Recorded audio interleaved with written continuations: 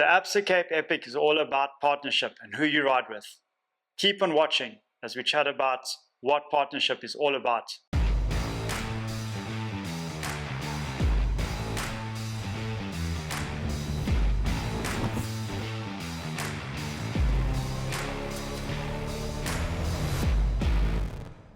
Hey guys, welcome back to another episode of Epic Tips. I've got Barry Austin back with me, and today we're going to be chatting about partnerships and do you have the right partner to ride the Cape Epic? Have you had the right partner? Oh yeah, fantastic partner. You met him before as well, right? Yeah, so the funny thing is we've both ridden with someone who we've both ridden an epic with. Well, I've done 2 epics with him, so Yeah. I've had a worse time than you. Worse. Yeah, partnerships. Like, I don't even know where to start, because you also a coach, you're a performance coach, you train riders, and when you train guys, how many guys actually train with their partners? No, mate, a lot of the times what I find is that the guys aren't training their partners. They're actually training to be stronger than their partner, or just as It's always a competition. Yeah, it's like, I don't want to be the weakest link on the day, so I train me so that I'm not the weakest link on the day, you know. So, which is, we make fun of it, but it can be quite dangerous for your own aspirations or for epic. You know, if you want to finish the race as a team, you know, yes, no one wants to be the weakest link, but it's not nice finishing alone. Yeah. So, but also, if you are the stronger rider, then you've got a stronger or a bigger responsibility. You know, Yeah. So it's like, if you're the weaker rider, for sure the responsibility is a bit less, but the stronger rider has the biggest responsibility to make it work. You know, so if you are being trained to be the strongest link, you're also being trained to be the most responsible of the two. It's also a very big mental game. So I can remember the first epic I did with Ashley Haig Smith, and we were 35 k's in, and he was behind me. He goes, "Oh, CK, this isn't that bad." 5 k's later, he was licking his wounds, and he was a lot stronger than me. But it's also a mental thing. Like, you need to, like, between partnerships, know whose strengths are what and how to help each other through very dark times like that. And as an epic rider, mid-pack to the end, there's a lot of dark times during the epic. Yeah. So the big thing is communication. Yeah. So it starts, if you get a partner, you just body language. Yeah, but understanding each other's body language. You know, it's quite a crazy thing. Is also my first epic with Ashley Smith is that what I only found out a month before the epic I'm riding. So I mean I must defend myself there. We went into the stage, and Ashley was talking to me the whole time, and I was like, "Oh, he's still okay, so we're just gonna go a bit faster." And he keeps on chatting away. It's like, "No, okay, still okay. Go even faster. Go even faster." And then suddenly Ashley was gone, and then flew completely. And then I found out later that Ash can talk no matter what his heart rate is. It sounds like he's not breathing. You know? Yeah. So it's like, that's where I, as a partner, made a mistake on what his body language is. You know? So understanding body language is important. You know, what person can do, what he can't do, how they approach climbs. You know, if you go training with someone quite often, you can see they start a climb quite hard and then they blow up. So you can go and give different advice to them, or slow them down by either taking the trail to the front, so you're the first one in, or to talk to each other. But yeah, communication and understanding body language is super important. Yeah, I think with that, I've been very fortunate to spend a lot of time riding with my epic partners and riding with you as our coach, and you learn quite a lot.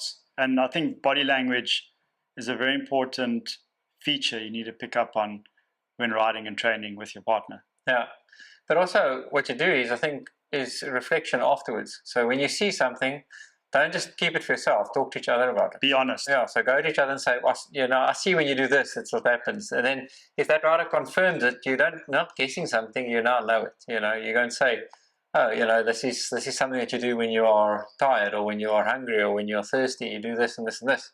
So, and if the rider acknowledges it, you both have the knowledge of it, and that strengthens your bond and strengthens your communication. So not just looking at your partner and assessing it and making an assumption. You know, assess something, note it, or talk immediately about it, or afterwards, after the ride, at those coffees we always have, or beers, have a chat and say, guys, you know, I saw you did this, you know, or you do that when you're tired, or you're doing this when you're feeling really good, and then confirm it, and then that builds the bond even more. all riders have, or partners have, weaknesses and strengths. Some might be better mechanics than the others. Some might be stronger. Others might just have their skills on a bike, especially when it comes to eating on a bike. It's very difficult to eat on a bike. And this year, my partner, also Craig Boswell, he was very good at, like, on the last day when I was so sick, he used to try and keep me fed on the bike just to get to finish on the last day. And I think it's also a key thing to have that understanding between your partners and be one, I guess, and to help each other to get to the finish. Because as I said, it's not fun crossing the finish line alone. Yeah. So with nutrition, it's like a buddy check. Have your plan. Don't I can sit and say to someone, "That's your plan for the race." But if you're not sharing it with your partner, and don't have it, that's my plan for the race. That's our plan. His plan can differ, but there's no me. Yeah. In the epic. So having a buddy check, saying, okay, that I need to eat I'm going to eat every time this alarm goes off. And that's where the alerts come in. Yeah. Craig and my previous epic partners, we all had the same alerts, the same times. Yeah. If mine goes off, first thing I ask, 20 minutes drink, 45 minutes eat, have you eaten? Because sometimes, you'll not believe this, you're riding in the epic and your alerts go off for anything and you forget to eat. And a very small thing on the epic as always, like, your bars aren't open and you can't open them and you're busy riding and you don't eat, and 2 hours later you still haven't eaten. So just another quick tip is cut your bars open, your wrappers, before you climb on the bike and start. Have a part just from your partner. I'm sure we're talking about partnerships now, but having alternate checks. So like I said in the previous episode myself, that I use water points as my check. Am I on schedule with my nutrition? So have a check where it's going to be calm. If your alert goes off and you're busy bombing down the nicest descent ever, you don't even, one, you maybe don't even hear it, and two, that when you're down on the bottom, you and your mate are chatting about how rad that was, and then you're carrying on, and then you're like, wait, well, did I miss something? And then you're back one. So having a place where, knowing you get to a certain point, and that's where you have to be, whether it be kilometer markers, whether it be water points like I use, whatever it is, having a place and say, that's my safety check, am I on par? And then your partner must also, again, be in the game, so that you both have this check and go and counter check each other. Okay, so talking about partnerships, I got a very quick story about, or just a tip or advice, is when you get to a water point, keep your bikes together. We had an incident, I think, in 2019 where we got a water point. Myself and my partner put our bikes separately. He left thinking I was already ahead, but I was still at the water point. So imagine you riding, you're 10 k's in, thinking you're going to catch your partner, but your partner's still at the water point waiting for you, or the other way around. And that can end your race, especially when you cross a timing mat, and there's so much can go wrong. So communication is a very important factor of riding the Cape Epic. Yeah, what you must also realize, that what you think now is just a normal thing to remember. When you get to, you're really fatigued, it's so hard to stay focused and stay controlled. You just want to survive. Getting to that last border point, you just want to get to the finish. You can be completely broken. It could be, it could be 40 degrees out there and it's slightly dehydrated, so you're not thinking straight. So you try and simplify as many of the important thoughts as possible, and creating a way. And that's one of those things, creating a way. We say, when we get to a water point, put our bikes together and we do this. And that's one of the and then whatever happens afterwards can be thousands of different scenarios. But the most important thing is that the bikes are together, that when you leave again, you don't leave until the other partner picks the bike up. So that's sort of like your tactic. Like when we get there, put our bikes together. When I'm back and I'm done, I've got my bike, I can see your bikes there and wait for you. It's a small thing. Yeah. So you don't change off of that. That when you grab onto your bikes, you're going together. Because I've had guys, or with partnerships as well, where someone says, I'm just going to go ahead and I'm going to go and take a nature break somewhere, and then the next time around, the bike hit in the bush, you cycle past, and 3 hours later you're still with your partner. And then that happens every year. Or the next more water point, you think, oh, the bike's gone, maybe it's the same, or the next day, and then you assume, and it happens. And I think also partnerships, like, things become very hard. Like when you're on a training ride and you need to fix your tire, it's easy, but on the Epic, that multiplies by 10. Confusion, you're tired, your hands are tired. And with your partners, it's just like have a system in place. Know who's better at fixing bikes. Know who's better at certain tasks during the race to cross that finish line. Yeah. Yeah, and again, it's about knowing each other, and really communicating, confiding, understanding. There's a bravado, especially us males. We go like, oh, I can fix this, Yeah. I can do that. If you can't, don't.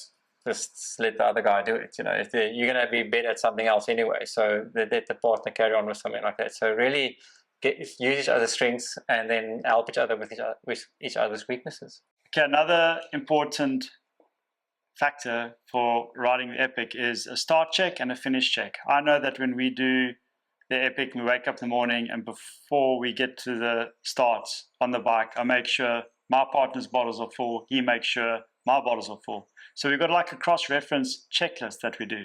Yeah. And I think that's an important little system that riders and partners need to start working on. Yeah, I think it's similar to the airlines. You have cross checks from different pilots and the co-pilot to help each other so they don't make a mistake. It's just the same principle. You could be just overlooking that one thing. At least your partner. So if your partner has a visual of you, they can say, "Okay, cool, this thing's missing, or that's missing, or check that." So just sit there and just have like a debrief when the pilots go off and they've got this clipboard that they're checking through. I don't know if they use clipboards anymore, but it looks quite cool. iPads or whatever. So they're checking stuff and they're cross-checking with each other. Do the same. Have a bit of a reference just before you go. Cross-check that you got all your stuff for the ride and for the race, and then leave to the start. And that also applies with the finish, for crossing the finish line and as partners helping each other to get that recovery.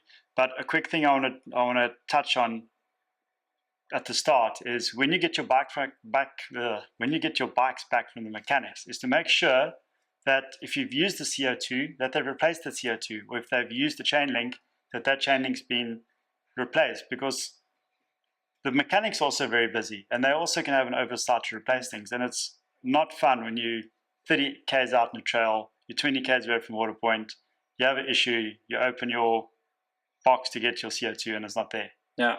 So being on time as well, giving yourself that time. So normally I say I have a 2/3 type of rule. So if it's a 1/3 of the time, then you must give yourself 2 more thirds to get there. So if it takes me 5 minutes to get to the start, give yourself 50 minutes to get to the start. So then at least all this, have a bit of fat. Yeah. So and just add quite a substantial amount of that in. It sounds a lot. Adding 2/3 goes so quickly though. It's just things go wrong so quickly. So it's 5 minutes to get to the start, but there's just that one thing. You go there's one, your tire has a bit of a blowout, or you have whatever can happen. You're missing a chain link. You have to go to a shop that's open, or one of the mechanics to get a chain link, or go back to your tent to get a chain link. That's all unnecessary pressure you're putting on yourself to get to the start line. It's already so hard getting to the start line in the prologue, and you get to the start line of the prologue, and the weirdest things happen. The 1 year, and once again, Ashley comes into this whole partnership thing where it's the most entertaining part you can ever have. We had the time trial in Wellington, and we had I think an 11 a.m. start. It was 44 degrees. We get the start line, and he didn't have his shoes and his cycling top with him, and we had 20 minutes to our start. And ever since that, I've had a way better system in place for my partner. Yeah. And it's important to look after yourself, but I think it's even more crucial to look after your partner. Yeah, but that's that cross check. That's why we have this video, and why we know these things, because we've made those mistakes. And then you say, okay, cool, we don't want that to happen. We still make mistakes, but they're not that big anymore. We're always going to keep on learning, but yeah, for sure, that's one of the things that you really want to go and say, I have enough time. You don't have to exaggerate this time before, but don't try and arrive just in the last moment there. Those last moments, suddenly when they explode proper. So give yourself that space, and again, 2/3. So you add 2/3 of the time that normally would take onto your time. Yeah, and it's pretty safe. It sounds quite a lot, but actually it goes very quickly. Yeah. So, and if it feels like you have to wake up at 4 a.m., it means you haven't done enough other stuff the day before. If this is the time that you wanted to add. And you want to sleep. Yeah. You want to get as much sleep as possible. Yeah. And don't do those snooze things. Just when the alarm goes, get up. It's hard getting up, but once you're up, I think within 10, 15 minutes, you're into your routine. Yeah, you go. And I think preparing the night before, I'm going to do this in a later video, especially for training and for the epic, is to have all your stuff ready the night before. Don't run around that morning trying to find gadgets, trying to get an extra 10 minutes of charging on your GPS. Have it all done the night before. again, there are things that can happen at the same time or simultaneously if you sort it or you're planning properly the day before or the end of the stage. And that comes to that the partners assisting you at the post stage of every stage as well to help you keep that in that planning. But if you want to do stuff in the morning, if you're adding those 2/3 and it comes to I must wake up at 4 o'clock, then there's too many of those 2/3 that are left for the next day. It should have been done the previous day. And there's things that can happen. You know, you can do stuff. If you plug something in, you get off your bike, you plug your cycling computer in, you plug your heart rate monitor in if you need to, or whatever extra, and you say, okay, cool, that's on charge. And I don't do that. My phone. Yeah, so get that system in place before you get to the epic. And that's what your partnership helps you with as well. So everybody starts forgetting something, but there's less chance that both forget something. So if you both have a system, so this is what we're going to roll with, as you get over the line, it's like, okay, you're going to go, I mean, it's so easy. Like there you see a mate that you haven't seen in 5 years and you're like super happy, and you go to that friend and you start chatting there. And then before you know it, you've now missed a good window to have your recovery shake or your milkshake. Missed dinner. Yeah, and it just starts, and just compounds. Compounds, it's a really important thing to go and look after each other after the event as well. So really keep each other on track, keep each other focused, so that you can get to your recovery time. And then when you're in your recovery time, it's like, so I'll always say that your phone's off until you've had lunch. That's me. I don't. There's so much data out there. Your family can see that you finished on all the tracking devices and everything. So, one of my things is that if I haven't had lunch, I don't put my phone on, because otherwise I get so quickly distracted by all the stuff or people I want to answer or talk to, that I forget to get showered properly, or I lose a shoe somewhere because you're busy with your phone. I mentioned this before, you have to be selfish. Yeah. So, and that's the thing, is that once you had the most important things, then once you've had that first recovery period done, and we'll cover that later on in nutrition, there's a space where you say, okay, cool, now I've got time to put on my phone, chat to my family, look at social media or whatever, answer some work calls. But I'm opposite. I cross the line. I'm straight onto social media and checking things, and I've suffered from that. And, and that's the thing, is that when you do that, it runs away with you very quickly. So, but there's some tactics like that, and you and your partner are equally responsible, because if you let your partner get away with it, then your team suffers. So you have to help your partner as well if you see that. Barry, thank you for joining me in another video talking about partnerships, and maybe I'll see you on the start line next year's Epic. But if anybody needs any information about anything on the Epic, especially partnerships, just comment below and we'll get back to you, and we can include some things in future videos if there's anything specific you guys need to know about riding the Upsy Cape Epic. That's it, and see you guys on the trails. Cheers.